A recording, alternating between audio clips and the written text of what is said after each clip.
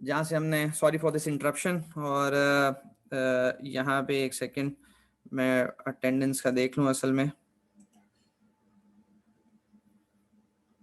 which is not good.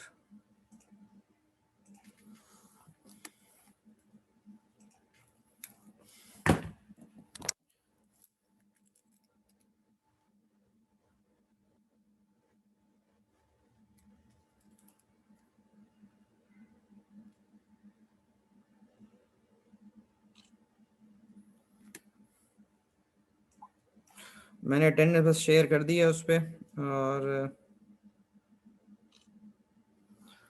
ठीक है।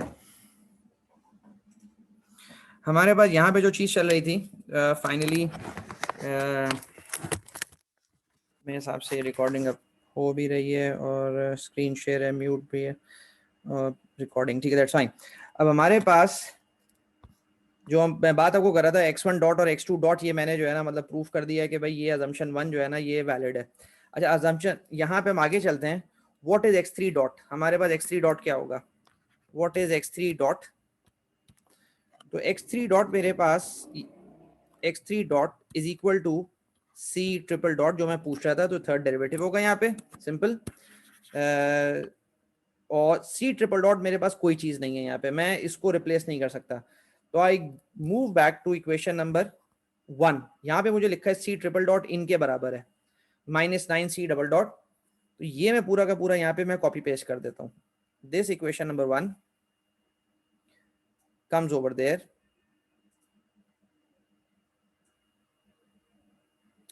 this is equation number 1। और यहाँ पे जो मैं अजम्पशन अपनी नंबर 2 को कर रहा था, तो यहाँ पे मैं लिखूंगा कि x3 dot is equal to -9c double dot -26c dot -24c plus 24, ठीक है। अब मेरे पास ये c double dot, c dot और c, ये सब मुझे रिप्लेस करने हैं। तो मैं कैसे रिप्लेस करूंगा? x3 dot is equal to c double dot मेरे पास किसके बराबर होता है? मैं अजम्पशन अपनी नंबर 2 पे जाके देखूं गौर से। अजम्पशन 2 के अंदर मेरे पास c डबल डॉट बराबर है x3 के, तो -9x3 -26, c डॉट मेरे पास बराबर है x2 के, x2 आ गया, -24, मेरे पास c बराबर है x1 के, तो ये मेरे पास आ गया x1 प्लस 24r। तो यहाँ पे मैं थोड़ा समराइज कर देता हूँ मैंने अभी तक क्या काम किया। मेरे पास सिंपल जो है ना वो ट्रांसफर फंक्शन गिवन था, उससे मैंने इक्वेशन नंबर 1 फॉर्म की, सिंपल, मतलब सिंपल आपके पास उसका इनवर्स लैप्लास लिया, डिफरेंशियल इक्वेशन बना ली। फेज वेरिएबल का कॉन्सेप्ट ये है कि जितने पोल्स हैं या जितने ऑर्डर का सिस्टम है उतने वेरिएबल्स आएंगे। तो ये आपके पास 3 वेरिएबल्स आ गए, x1 x2 x3। Assumption 1 simple ये थी कि x1 डॉट आपके पास x2 के बराबर होगा, x2 डॉट x3, और x3 डॉट आपके पास we need to determine. Assumption 2 आपके पास ये है, बेसिकली इसके अंदर होती एक ही अजम्पशन है, वो ये वाली अजम्पशन 2, लेकिन अजम्पशन वन मैंने लिखी थी थोड़ा सिंप्लीफाई करने के लिए। अजम्पशन 2 मेरे पास है कि x1 आपके पास c के बराबर है, x2 आपके पास c डॉट के बराबर है, यानी आउटपुट का डेरिवेटिव, और x3 आपके पास होता है आउटपुट का डबल डेरिवेटिव। अगर x4 होता तो वो c का ट्रिपल डेरिवेटिव होता। तो ये मेन अजम्पशन ये है, this is the main assumption, this is the main assumption of phase variable forms. फिर मैंने आपको ये बताया कि जी आपके पास x1 डॉट आपके पास c डॉट के बराबर, ये x1 है तो x1 डॉट आपके पास c डॉट के बराबर है, और c डॉट आपके पास जो है ना वो x2 के बराबर है। c डॉट आगे x2 के बराबर है तो c डॉट आगे x2 के बराबर, तो x1 डॉट आपके पास x2 के बराबर हो गया। मैं ऐसा क्यों कर रहा हूँ? मैं इसलिए कर रहा हूँ क्योंकि मुझे ये वाली इक्वेशंस बनानी है, मुझे स्टेट स्पेस की ये वाली इक्वेशंस बनानी है। x1 dot is something x1 something x2 something x3 plus something u, मुझे ये वाली चीज बनानी है। इसे x2 डॉट आपके पास है something x1 plus something x2 plus something x3 plus something u, मुझे इस तरह की इक्वेशंस बनानी है। तो ये कि यहाँ पे मैंने x1 dot is equal to x2 बनाया, फिर मेरे पास हो गया x2 dot is equal to x3, बिल्कुल सिंपल इसी तरह काम करके कि मेरे पास जो था x2 डॉट आपके पास हो गया c डबल डॉट, ये जो x2 था मेरे पास, तो अगर x2 का मैं डॉट लूंगा तो c डबल डॉट हो जाएगा, c डबल डॉट, और c डबल डॉट अगर x3 के बराबर है वो x3 के बराबर हो गया। What is x3 dot? x3 dot मेरे पास c ट्रिपल डॉट है, उसकी कोई एक्सप्रेशन नहीं है मेरे पास। तो मैं वापस इक्वेशन 1 पे गया, इक्वेशन 1 मेरे पास जो थी वो सी ट्रिपल डॉट की एक्सप्रेशन थी, तो ये पूरी की पूरी मैंने यहाँ रिप्लेस कर दी, ये पूरी की पूरी यहाँ पे मैंने रिप्लेस की, और इसमें से सारे डेरिवेटिव्स हटा दिए। सी डबल डॉट को मैंने x3 से रिप्लेस कर दिया, सी डॉट को x2 से, और सी को मैंने x1 से। तो यहाँ मेरे पास मेजर काम हो गया। यहाँ पे मेजर काम हो गया मतलब क्या, कि अगर मैं अब इसको गौर से देखूं तो मैं क्या लिख सकता हूँ, इसको मैं लिख सकता हूँ x1 dot is equal to 0 x1, क्योंकि 0 है उसमें है ही नहीं कोई x1 की वैल्यू, मैं इसको लिख रहा हूँ अभी। x1 dot is equal to 0 x1 plus 1 x2 plus 0 x3 plus 0 r। तो मैंने ये जो पहली इक्वेशन आपके पास है x1 डॉट वाली, इसको मैंने इस फॉर्मेट में लिख दिया। इसी तरह मेरे पास जो सेकंड इक्वेशन मेरे पास है, the second one x2 dot, वो मैं लिख सकता हूं 0 x1 plus 0 x2 plus 1 x3, क्योंकि उसमें सिर्फ है ही x3, और 0 r। ये मैं क्यों लिख रहा हूं ये भी मैं आपको समझाता हूं। थर्ड इक्वेशन आपके पास हो गई x3 डॉट की, तो x3 dot is equal to 0 x1 plus 0 x2, ना आई एम डूइंग रॉन्ग, एक सेकेंड ठहरे,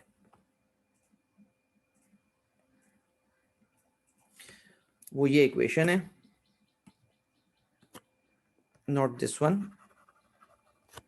वो ये इक्वेशन है जिसको मैंने बॉक्स किया था। x3 dot is equal to -24 x1 -26 x2 -9 x3 plus 24 r।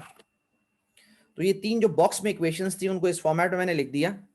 अब मेरे लिए बहुत सिंपल है कि इसको अगर मैं इस मैट्रिक्स फॉर्म में लिखूं, ये x1 डॉट हो गया, ये x2 डॉट हो गया, ये x3 डॉट हो गया, is equal to this matrix जो कि 3 क्रॉस 3 मैट्रिक्स होगा। ये आपके पास x1 x2 x3 x1 x2 x3 plus r। पहली इक्वेशन क्या ख्याल है आपकी, x1 डॉट आपके पास क्या बनेगी, let me call this equation number 1 2 and 3। x1 dot आपके पास मैं यहाँ क्या लिखूंगा, पहली लाइन मेरे पास क्या बनेगी, what is the first line, what is this first line, कौन बताएगा आप में से। 010 सर 0100। ये आपके पास जो बनेगी दैट इज 0100। तो यू अंडरस्टैंड। सेकंड हमारे पास क्या बनेगी, let me highlight this with green, वो आपके पास बनेगी 0 0 1 and 0। What is the third line जो आपके पास बनेगी, let me highlight this yellow, तो वो आपके पास बनेगी -24 x1 -26 x2 -9 x3 प्लस 24। तो ये मेरे पास बन गया पूरा का पूरा matrix x dot is equal to ax plus bu। ठीक है, तो ये मेरे पास हो गया, ये मेन इक्वेशन थी मेरे पास, जो सिस्टम इक्वेशन थी वो ये बन गई।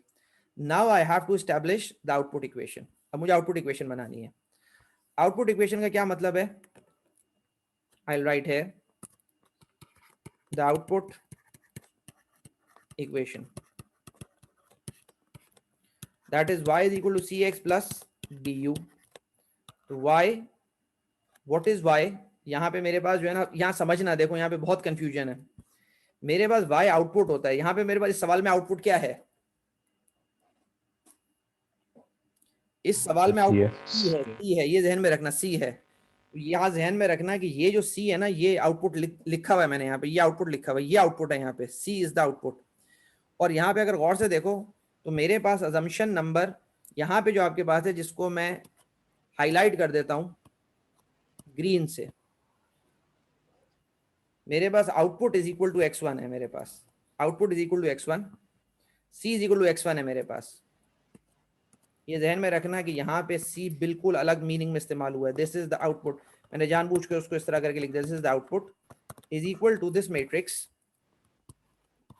And this is x1 x2 x3 plus something u। मेरी अजम्पशन ये है कि G x1 is equal to c, तो अगर मैं इसको इस तरह करके लिखूं, मैं c is equal to 0 x1 plus c is equal to 1 x1 0 x2 plus 0 x3 plus 0 r।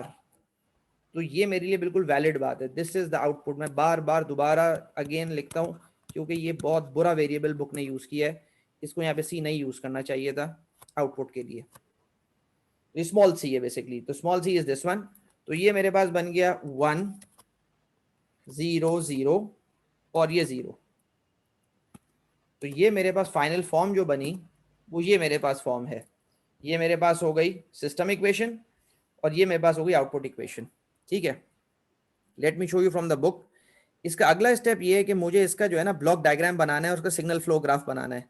तो मुझे ये बात आपको समझानी है कि ये सब बातें एक हैं, मतलब ये सब आपस में कन्वर्टेबल्स होते हैं। ये आगे फाइनल फॉर्म है जो मैंने आपको पूरा बना दिया। This is the final answer जो मैंने आपको डिराइव कर दिया पूरा कि ये कैसे बना।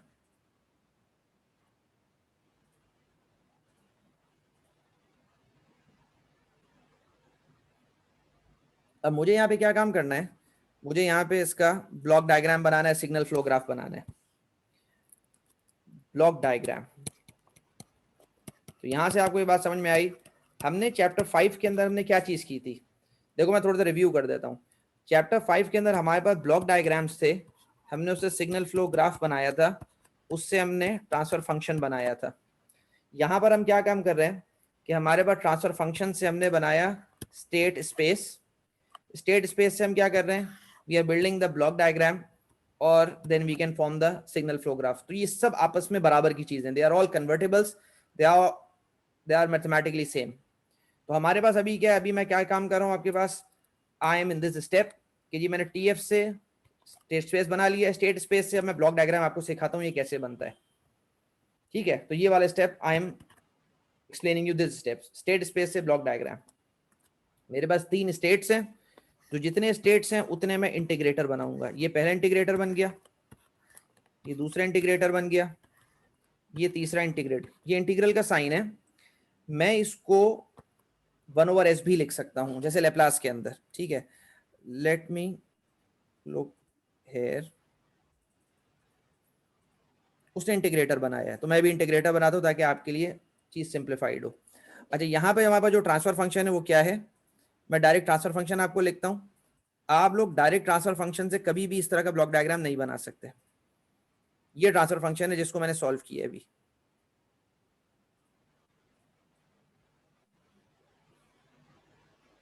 ठीक है, मुझे इसका ब्लॉक डायग्राम बनाना है, तो मैंने 3 इंटीग्रेटर्स क्यों बनाए, क्योंकि मेरे पास 3 स्टेट्स हैं। जितने ऑर्डर का सिस्टम होता है उतनी स्टेट्स होती हैं, उतने का आपके पास उतने इंटीग्रेटर्स बनते हैं। तो मेरे पास यहाँ पे 3 इंटीग्रेटर्स हो गए और इसका जो आउटपुट है वो आपके पास हो गया c t, that is the output. Let me write here, काश ये नाम कुछ और यूज करता बुक के अंदर तो बहुत अच्छा हो जाता। तो बहरहाल ये सी टी आपके पास ये आउटपुट है और ये आखिरी इंटीग्रेटर का जो आपके पास आउटपुट आएगा वो आपके पास ये हो गया। अच्छा, अब मुझे ये पता है कि सी टी मेरे पास किसके बराबर है। सी टी मेरे पास, अगर मैं अजम्पशंस पे जाऊं गौर से, यहाँ पे अजम्पशंस जो मोस्ट इंपॉर्टेंट अजम्पशंस है, सी टी मेरे पास किसके बराबर है, what is c t here, किसके बराबर है। x1। टी मेरे पास x1 के बराबर है। यहाँ पे टी मैंने नहीं लिखा है लेकिन ये अज्यूम बात है कि भाई ये टाइम डोमेन की बात चल रही है। तो सी टी मेरे पास x1 के बराबर है, तो ये मेरे पास जो वेरिएबल है दिस इज x1। ये एक ही सिग्नल है, मतलब ये जो आपके पास एरो है c t is equal to x1। जब मैं, अब यहाँ पे समझना एक चीज, जब मैं x1 डॉट को इंटीग्रेट करूंगा तो मैं टी नहीं लिख रहा यहाँ पे क्योंकि टी से फिर जो है ना बहुत ज्यादा, मैं इस टी को भी हटा देता हूँ, आउटपुट का टी रहने देता हूँ। यहां से मैं बात शुरू करता हूं कि मेरे पास 3 पोल्स थे, थर्ड ऑर्डर सिस्टम है, 3 स्टेट्स हैं, 3 इंटीग्रेटर मैंने बना लिया। अब मैं इसको फिल कैसे करूंगा, आउटपुट मुझे पता है सी है और सी बराबर है x1 के। अच्छा, जब मैं x1 डॉट को इंटीग्रेट करूंगा तो x1 आएगा, बेसिक मैथ्स का कॉन्सेप्ट है। अगर मैं x2 डॉट को इंटीग्रेट करूंगा आई विल गेट x2, और अगर मैं x3 डॉट को इंटीग्रेट करूंगा आई विल गेट x3। ये बिल्कुल बेसिक कॉन्सेप्ट्स हैं। अच्छा, मेरी अजम्पशंस क्या है, मेरी अजम्पशन ये है कि सी मेरे पास x1 के बराबर है, x1 सी के बराबर है या सी x1 के बराबर है, एक ही बात है। तो ये मैं पहली अजम्पशन हो गई, this is the first assumption. What is the second assumption, second assumption मेरे पास यहाँ पर ये कहलाती है कि जी सी डॉट x2 के बराबर है, या फिर अगर मैं यहाँ पे इस तरह करके देखूं कि मेरे पास x1 डॉट मेरे पास x2 के बराबर है, x1 डॉट मेरे पास x2 के बराबर है, वो मुझे कहां से पता चलता है? वो मुझे यहां से पता चलता है कि जी मेरे पास x1 डॉट मेरे पास x2 के बराबर है। तो x1 डॉट मेरे पास x2 के बराबर है, I join this line, x1 dot मेरे पास x2 के बराबर है। तो ये एक ही सिग्नल है। ये कैसे मुझे पता चला? ये मुझे यहां से पता चला, ये जो मैंने डबल टिक किया हुआ है x1 डॉट x2 के बराबर है, x2 डॉट x3 के बराबर है, x2 डॉट उसके बाद की जो अजम्पशन है जिसपे अब मैं डबल टिक कर रहा हूं, x2 डॉट x3 के बराबर है। तो यहाँ पे मैं जाऊंगा ब्लॉक डायग्राम पे, x2 डॉट मेरे पास x3 के बराबर है, तो मैं इसको भी ज्वाइन कर सकता हूँ। x2 डॉट मेरे पास x3 के बराबर है, तो ये भी मैं ज्वाइन कर सकता हूँ। तो ये सिंपल काम हो गया। ये सारी अजम्पशंस हैं, ये अपनी मर्जी से नहीं बनते। ये ऊपर आप देख रहे हो सारी अजम्पशंस हैं, वो आपको बार बार बता रहा हूँ। What is x3 dot? x3 dot मेरे पास जो है ना, अब उसको गौर से देखो, वो आपके पास ये इक्वेशन, ये जो आपके, अब मैं जिसको डबल टिक कर रहा हूं वो ये इक्वेशन है। x3 dot is -9x3। Let me copy this equation, इससे मैं ब्लॉक डायग्राम अपना कंप्लीट करूंगा। कॉपी,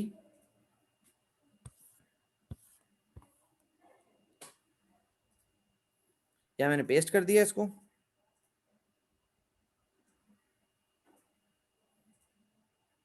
बहरहाल ठीक है, मैं इसको, मुझे पेस्ट जो है ना, इसको पूरे को हटाना है यहाँ से, क्योंकि पूरा ब्लॉक डायग्राम यहाँ पे बनना है।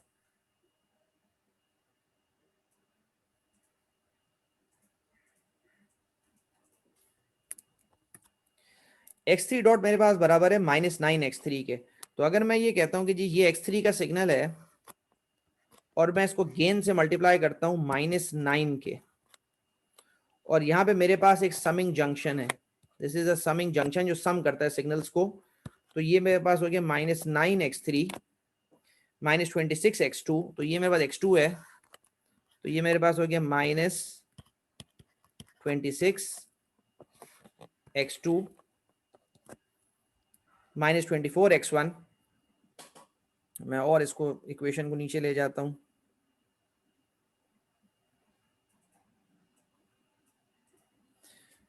-24x1 का मतलब है आपके पास यहाँ पे मैं आया, दिस इज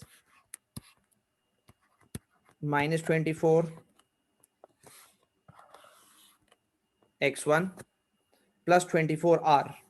तो ये आपके पास r इनपुट है सिस्टम का, इसको गेन से मल्टीप्लाई करो 24 के, दिस कम्स हेयर। अगर नेगेटिव साइन वहां से हटाना है -9 से तो इस तरह कर दो, -26 से हटाना है तो यहाँ पे लिख दो, -24 से तो यहाँ पे लिख दो।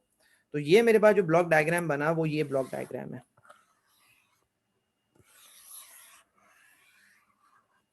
ये रेड के अंदर ये पूरा ब्लॉक डायग्राम है for my transfer function.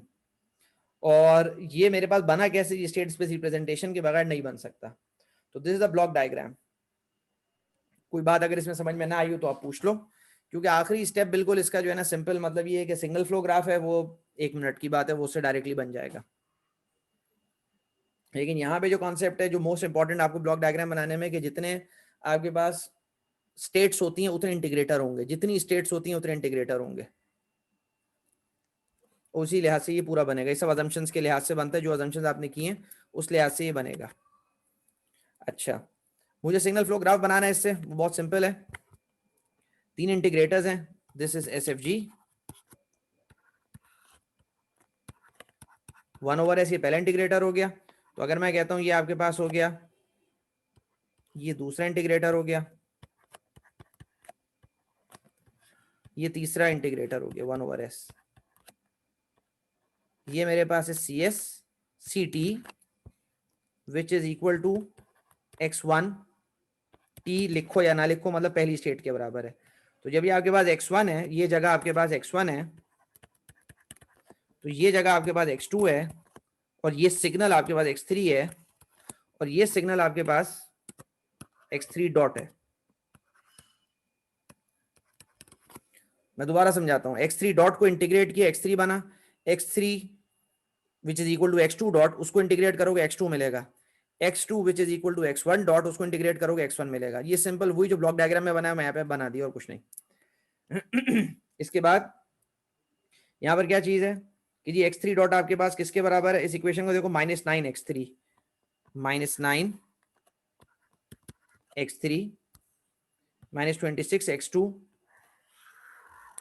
Minus 26x2 minus 24x1 minus 24x1 plus 24r, तो ये आपके पास हो गया r, और यहाँ पे आपने लिख दिया 24, और ये आउटपुट आपके पास हो गया, ये x है, यहाँ पे सिंपल एक लाइन बना के उसको c लिख दो, ये एक ही बात है, से कोई फर्क नहीं पड़ता, इस पे 1 लिख दो और ये आपके पास ct हो गया। तो वो मेरा ब्लॉक डायग्राम था, ये मेरे पास सिग्नल फ्लो ग्राफ बन गया, और ये आज का लेक्चर जो है ना पूरा कंप्लीट हो गया। सॉरी फॉर द इंटरप्शन, बीच में मुझे लगता है वीडियोस भी 2 अलग अलग पार्ट्स में होंगी, तो मैं कोशिश करूंगा उसको कंबाइन करने का। बहरहाल आज के लेक्चर में कोई बात अगर आपको पूछनी हो, असल में मतलब ये है कि इसमें बहुत ज़्यादा मटेरियल है कंट्रोल्स के अंदर, और ये कि अगर आप लोग मेहनत नहीं करोगे तो बहुत प्रॉब्लम होगा बाद में, क्योंकि इस दफ़ा मेरा पूरा प्लान ये है कि जब लैब्स होंगी तो उसमें प्रॉबेबली मैं फिर वाइवा कंडक्ट करूँगा, तो मैं चैप्टर वाइज फिर पूछता चला जाऊँगा, ताकि मुझे फिर वो मिड टर्म की ग्रेडिंग में बहुत आसानी हो जाएगी कि भाई आता भी है या नहीं आता। क्योंकि वो बिलावजे पिछली दफ़ा सिग्नल्स के अंदर भी, फाइनल्स के अंदर, मैं कल जाफरी साहब को बता रहा था यूनिवर्सिटी में कि वो एक ही क्वेश्चन था और वो तकरीबन 6-7 लड़कों ने वो चीट किया हुआ था लाइन से सबका। तो वो बड़ा मतलब वो अफसोस वाली बात होती है कि आप लोग कोई मतलब बच्चे नहीं हो, सब अंडरस्टैंड करते हो, और ये है कि वो मुझे भी अंदाजा हो जाता है कि भाई ये एक ने सॉल्व किया, सब ने लाइन से तो छापा हुआ था, और इसी तरह वो क्वेश्चन किसी और ने फिर किया हुआ था किसी और मेथड से, तो 3-4 ने वो किया हुआ था, तो लाइन से सबको मैंने 0 दिए थे। तो वो चीज़ है वो मैं नहीं चाहता बिलावजे। तो ये है कि इस दफ़ा मेरा प्लान यही है कि फिर मैं मतलब ये कि आप जितना हार्ड वर्क कर सकते हो, ताकि ये कि मुझे जेन्युइन अंदाज़ा हो कि आप लोगों को कितना इसकी अंडरस्टैंडिंग है सिस्टम्स की। और बेस्ट ऑफ लक, असाइनमेंट्स अपनी करो मेहनत से, और क्विज़ेज़ इंशाल्लाह मिड टर्म के बाद देखते हैं। मिड टर्म का अभी तक कोई डिसीजन नहीं है, ऑनलाइन है क्या है, जब होगा आपको पता चल जाएगा इंशाल्लाह। बहरहाल कोई भी लेक्चर के बारे में चीज़ पूछनी हो तो रीजनेबल टाइम में मुझे जो है ना व्हाट्सएप पे लिख दिया करो, उसके ग्रुप के व्हाट्सएप पर, वो सबसे बेहतर होगा। मैं ग्रुप पे आंसर करूंगा ताकि बाकी लोगों की भी क्वेरीज जो होती हैं उनको अंदाजा हो जाता है जब मैं ग्रुप पे रिस्पॉन्ड कर रहा होता हूँ आपको। कोई बात अगर अभी पूछनी है तो आप पूछ लो। सर कोई टाइम स्लॉट बता दें। नहीं, आप मुझे व्हाट्सएप पे लिख दिया करो, जब मेरे पास टाइम होगा मैं आपको रिस्पॉन्ड कर दूंगा उस पर। व्हाट्सएप के जो ग्रुप है LCS का, वो बनाया है इस वजह से, तो उस पर LCS की चीज़ें डिस्कस, ओके आप उस पर लिख दो, मैं डायरेक्टली वहाँ पे रिस्पॉन्ड कर दूंगा। सर असल में सॉरी टू इंटरप्ट, बीच में बच्चों ने ग्रुप पे कुछ मैसेज किए थे, तो आपने ही असल में कहा था कि वो PM कर दो, तो इसलिए मैं समझा नहीं, PM कर दो क्या चीज़? मतलब आपने कहा था कि मुझे मतलब डायरेक्ट मैसेज कर दो ग्रुप अच्छा, पे, प्राइवेट कंसर्न मैसेज, नहीं प्राइवेट लिखना। मैसेज वो कर दो, ठीक है। प्राइवेट मैसेज का मतलब ये बिल्कुल नहीं है कि मुझे जो है ना आप किसी टाइम पे भी बैठ के डिस्टर्ब करें। मैसेजेस जो है ना मतलब ये उसकी भी कोई एटिकेट्स होते हैं। तो ये कि अभी मैं इसलिए ये बात कह रहा हूँ क्योंकि उस दिन फर्स्ट सेमेस्टर के स्टूडेंट से मुझे कहने लगे, मैंने कहा भाई मैं हर एक का नंबर सेव नहीं कर सकता, अब 110 120 स्टूडेंट्स हैं, तो वो फिर मुझे मतलब उसके स्कैन करने में भी बहुत टाइम लग जाता है। तो अगर कोई बहुत जेन्युइन आपके पास चीज़ है असाइनमेंट के बारे में जो सबसे मतलब कंसर्न है, तो आप ग्रुप पे पूछ लो, मैं ग्रुप पे आंसर कर दूंगा। प्राइवेट मैसेजेस में फिर मुझे 3-4 दिन लगते हैं कि मुझे एक एक मैसेज को, क्योंकि मेरे पास रोज आना कोई 50-60 मैसेजेस पड़े हुए होते हैं, तो इसलिए मैं ये कह रहा था। सर आपसे ओके सर। एक चीज़ पूछनी है। जी जी। सर इंटर्नशिप्स की कहते हैं भैया हमें ईमेल्स रिसीव हो रही हैं, तो हम ये पूछ रहे हैं कि इंटर्नशिप का मतलब सारा प्रोसेस क्या है और क्या हम कामरा जा पाएंगे या नहीं। ये बात आप राना शेर से भी पूछो, और ये कि ये कॉर्पोरेट वाले आपको ज़्यादा बेहतर जवाब दे सकते हैं। कॉर्पोरेट वाले जो है ना पूरा डिपार्टमेंट है उनका, क्योंकि मुझे इंटर्नशिप का बिल्कुल आइडिया नहीं होता। और आप राना शेर से ईमेल करके पूछ लो कि कामरा का कि मतलब वो क्या उनका प्रोसेस है, क्योंकि वो एग्जाम लेते हैं और जितने लड़के क्वालिफाई करते हैं फिर वो लोग जाते हैं। Okay sir, thank you. ठीक है, थैंक यू, अस्सलाम वालेकुम।